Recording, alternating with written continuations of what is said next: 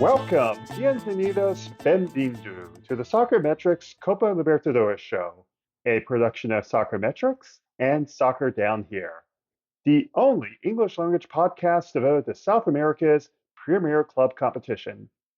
I'm your host, Howard Hamilton, the founder of Soccermetrics. The group stage of the 2024 Libertadores is almost complete. If you've been listening to previous episodes, you know about the situation in Group C and the two makeup matches involving Gremio this week.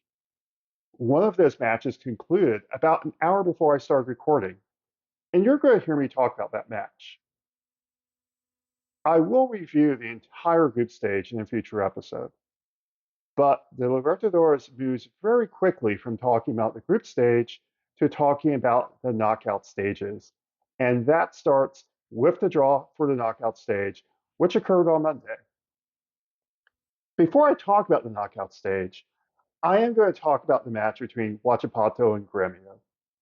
This was a match originally scheduled for match day 4 to be played in Talcahuano, Chile, but it had to be rescheduled because Gremio were stranded in Porto Alegre. Their stadium and training ground were flooded, and the airport was also flooded, so they couldn't travel at all.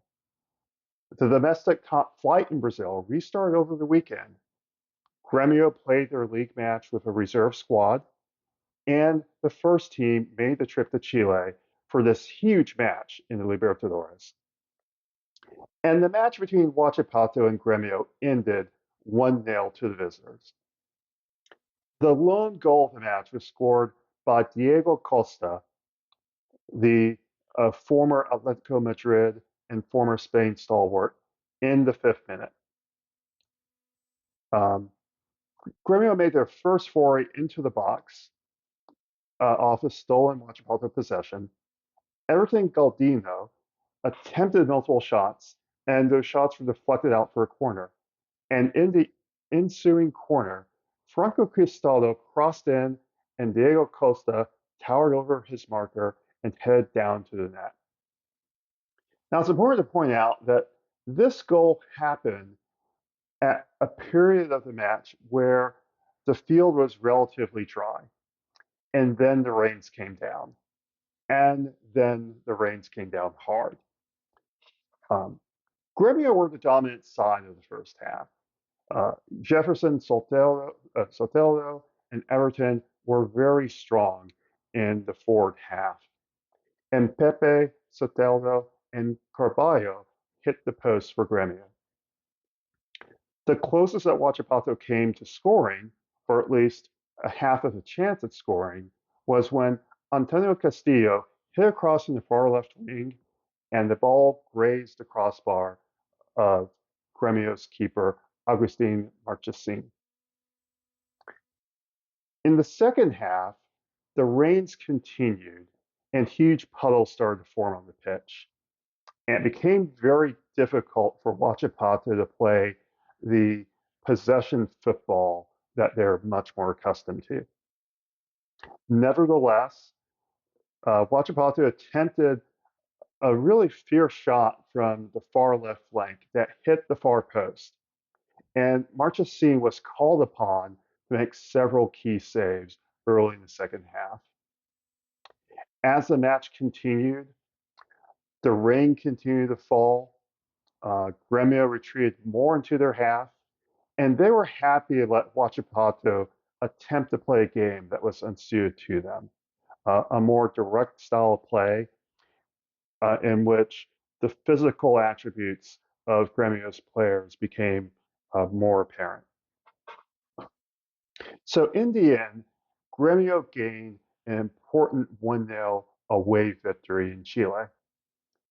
Huachipato were eliminated from the Libertadores, but they will continue to play in South American football, advancing to the knockout playoff of the Copa Sudamericana. You really do have to feel for the Steelers in their Libertadores campaign. They achieved 2 away wins in Porto Alegre and La Plata, 2 places that are very difficult for away teams to come out with anything, much less with full points in Libertadores play. Yet their downfall was their home performance. They achieved 2 draws at home, the loss at home tonight, and they scored just 1 goal in 3 matches. It's really unfortunate because they did the hard part through their away performance, but they were undone by their lack of scoring capability at home. So Gremio and the strongest are guaranteed a place in the last 16 from Group C. And here's how the group looks right now. The strongest lead the table with 10 points. Now they have a +2 goal differential. They've scored 8 goals total. And most importantly, they have scored 1 away goal. Gremio have 9 points. They have a +2 goal differential, 6 goals scored total, but most importantly for them, they have scored 2 away goals. Huachipato are slide into third place. They have 8 points. They have completed group play. Estudiantes have also, well, they haven't quite completed group play just yet. They have 5 matches played. They still have the match pending versus Gremio, and they have 4 points total. They're locked into 4th place into the group. So Saturday night, Gremio will host Estudiantes de La Plata, I believe in Curitiba. Estudiantes have nothing to play for. They're out of South American competition. They only have the league program to look forward to, and they're really playing out the string right now. Gremio are in a pole position right now in the group. If they win, of course, they win the group. Things get more complicated if they draw. If they achieve a goalless draw or 1-1 draw, the strongest win the group by virtue of total goals scored. If they achieve a 2-2 draw, Gremio wins the group by virtue of the away goal tiebreaker. Now, if they achieve a 3-3 draw or better, or a higher score draw, Gremio also win the group by virtue of total goals scored.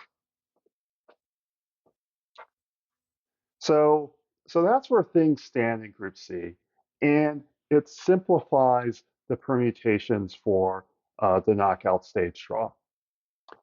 The knockout stage draw took place at CONMEBOL headquarters in Luque, which is a suburb of Asunción in Paraguay, and is actually very close to the international airport.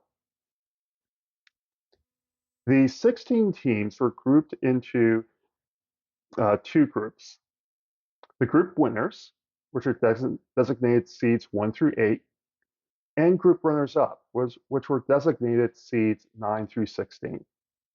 Now, the seeds are assigned based on performance in the group play only. So you take the group winners, you order them through the standard CONMEBOL Libertadores tiebreakers, and the order in which the group winners are listed are numbered 1 through 8, and those are your seeds. Same thing is done for the group runners-up. Now, in each round of the knockout stage, the higher seed hosts the second leg.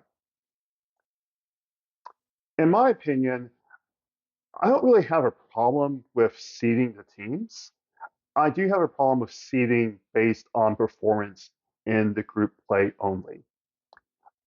I feel that if CONMEBOL is going to use ranking to seed teams for the group stage draw, they should at least update the CONMEBOL ranking to include performance in the most recent group competition, and then roll off group play from previous tournaments. I believe they used the last 4 tournaments. But that's my opinion. CONMEBOL is free to ignore it. Another consideration is that the bracket is fixed from this point onward. This will be the only draw that is conducted in the entirety of the knockout stage. Um, so the seeds are fixed. There is a possibility for very high seeds to be bunched up in one quarter of the draw or another. But we'll see how things shake out as the tournament goes on. So here's how the knockout stage uh, was drawn. I'm first going to talk about the top half of the bracket. So in the top quarter of the bracket, you have the 15 seed San Lorenzo versus the second seed Atletico Mineiro. The other match of the top quarter bracket will be the second place team in Group C, which will be either the strongest or Gremio, versus the 4 seed Fluminense. In the second quarter of the bracket, you have the 16 seed Colo Colo of Chile versus Colombia's Junior of Barranquilla. They'll be either seed 7 or 8. The other match will feature Talleres de Córdoba, the 9th seed, versus the top seed River Plate. Now, in the bottom half of the bracket, the third quarter of the third quarter of the entire knockout stage looks like this. Nacional of Uruguay will face the 5th seed Sao Paulo of Brazil, and Botafogo will host the first leg against the 3rd seed, the team Palmeiras. Now, the last quarter of the bracket will feature the 11th seed Flamengo versus 6th seed Bolivar of Bolivia, and the 10th seed will feature Uruguay's Peñarol versus 7 or 8 seed Cia team, which will be the top team in Group C, and that will be either Gremio or the strongest. So just looking at the knockout stage bracket, it's slightly imbalanced. You do have seeds 2 and 4 in one quarter of the bracket. So that's a little unusual if you're observing other uh, knockout brackets and other competitions, say like the professional sport playoffs in North America or college basketball tournaments in North America. Um, but it is a knockout stage that does appear to benefit some non-Brazilian teams. In particular, River Plate really lucked out. They have a quarter of the bracket that is entirely based of non-Brazilian clubs. Um, uh, Bolivar is a little bit unlucky in that they have to face um, a strong Brazilian side in Flamengo. All the Brazilian sides that are advancing to the knockout stage are very strong sides. But I do believe, from a cursory glance, that fourth quarter of the knockout stage bracket is the most competitive bracket, is the most competitive quarter of the bracket. I'll have more to say about the knockout stage in a future episode. Now, the last thing to be settled from this knockout bracket are the identity of seeds 12, 13, and 14. And the identity of those seeds depends entirely on the result Saturday night between Gremio and Estudiantes. Now, if Gremio win, the strongest will become group runners-up, and they will get the 12 seed. Nacional will be 13 seed, and Botafogo will be the 14th seed. If Gremio lose, they'll become Group C runners-up, and they'll be the 14th seed.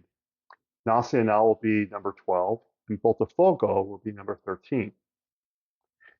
If Gremio achieve a draw, that knocks them into Group C runners-up. They'll get the 12th seed by virtue of tiebreakers. Nacional will get the 13th seed, and Botafogo will get the 14th seed. So Nacional is guaranteed to have a higher seed than Botafogo based on CONMEBOL tiebreakers. We just need to know where Gremio will slot in, and we'll know that after their results Saturday night. Now, as a reminder, you can find XG maps and flowcharts for every Libertadores match on Soccermetrics' XFeed. Match data supplied by Data Factory Latin America. Now, if you want to follow me and send a comment or question, my X handle is @Soccermetrics. You can also send questions or comments to @SoccerDownHere or to Jason Longshore @Longshoe. We'll answer your questions about the tournament in a future episode, and we really do appreciate your comments. I'll be back Saturday night to summarize Gremio's final match against Estudiantes and confirm the Libertadores knockout bracket. This has been the Soccermetrics Copa Libertadores show, a production of Soccermetrics and Soccer Down Here. See you later. Hasta luego. Ate mais.